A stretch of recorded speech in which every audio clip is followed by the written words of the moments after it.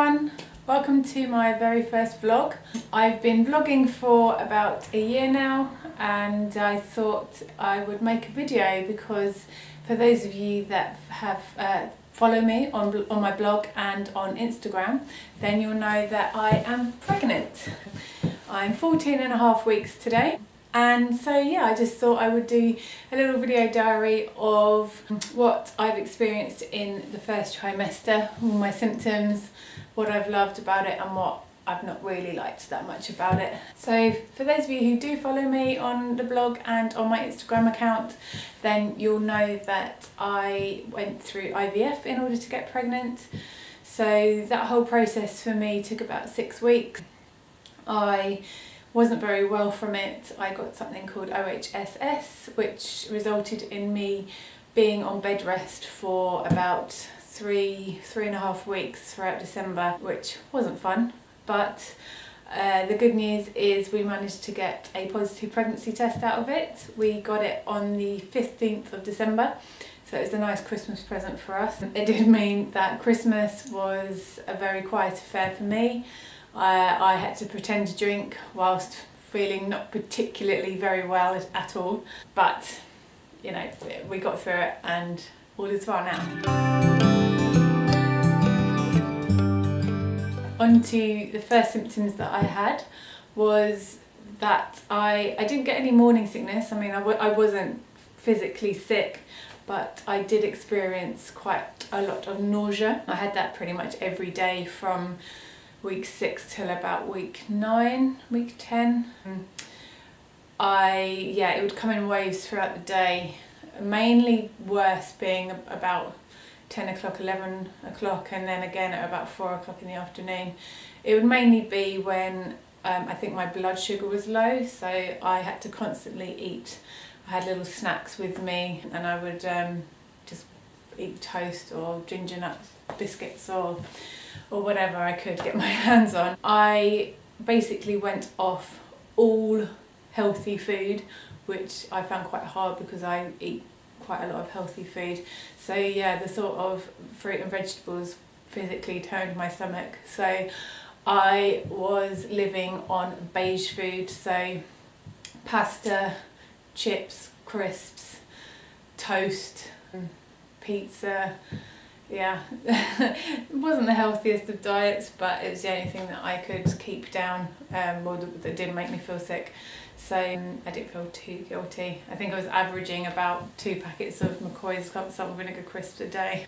So yeah, like I said, that lasted from week 6 till about week 9. Another thing for me was headaches. So I think the worst of that was between week 10 and week 12. I used to get headaches across my forehead and up here. So I think there were more tension headaches. In pregnancy, you're not supposed to take too many painkillers and you only allow paracetamol.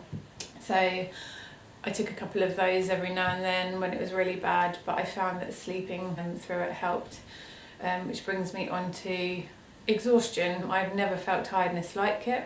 Ask me again once the baby comes, but I felt just exhausted the entire time. I didn't have any energy to do anything. I found I would come home from work at about 5 o'clock, crawl into bed and sleep for about an hour and a half before my husband got home. I'd then get up, we'd have dinner together, and then I would go back to bed for the night at about 8:30 and sleep through as well. So I was getting quite a lot of sleep then.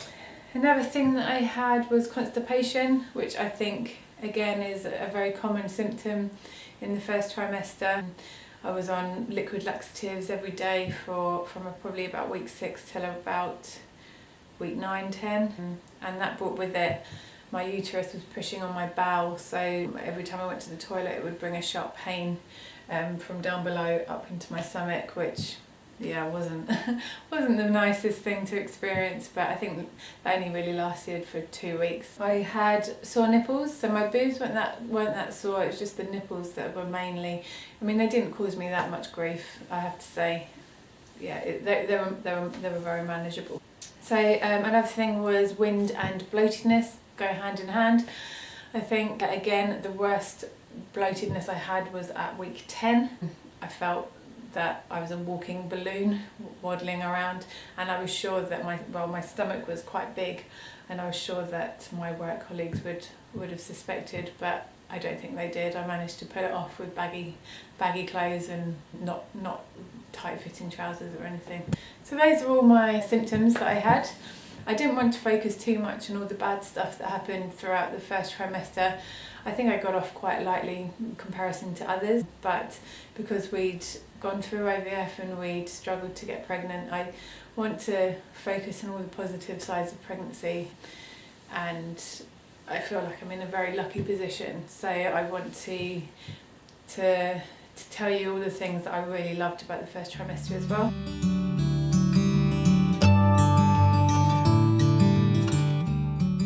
So as we had to have IVF, we were lucky enough to have 2 scans before the 12-week scan.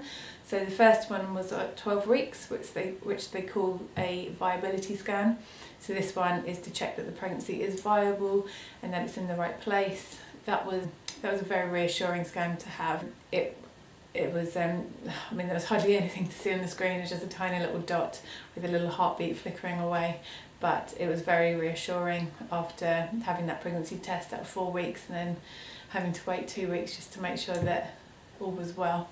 And then again I had another one at 9 weeks. The little dot had turned into more of a bean shape, which was moving around a little bit, and again you could see the heartbeat, which was pretty incredible to see it just moving a little bit, this little thing. And then the 12-week scan, which was just the most incredible experience.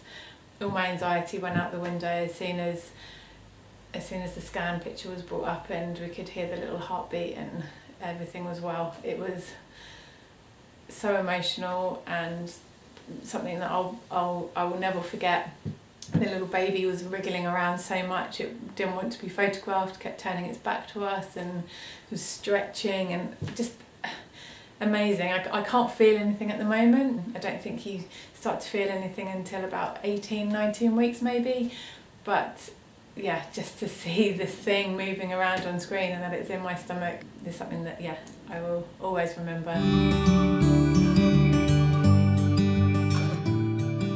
So that was, the scans were the first things that I really loved about the first trimester, and then the second one was telling everyone, all of our friends and family.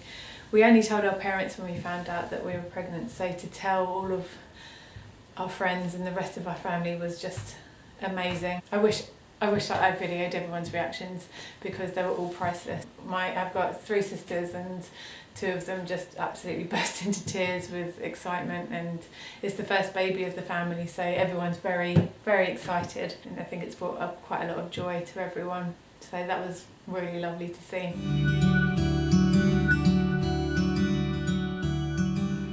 And then the third thing was, I touched on it before, but it was being able to eat what I liked without feeling guilty. For once in my adult life I wasn't on a diet, and yeah, I could eat what I absolutely love without having the worry of putting on weight, and I just didn't really care about that. So yes, so that's my first trimester in a nutshell. I'm planning on doing more pregnancy vlogs. So my second trimester, third trimester, I'm also going to do a video on my maternity wardrobe, what I'll be wearing. I've bought a couple of bits already, so I'm looking forward to rocking them once the bump really starts to show. We've also booked a couple of holidays this year, which I'm going to be blogging about in the next couple of weeks, so I will probably do a video diary of that as well. So that's that. So thank you so much for watching. If you liked it, please give it a thumbs up and hit the subscribe button, and I'll see you soon. Bye!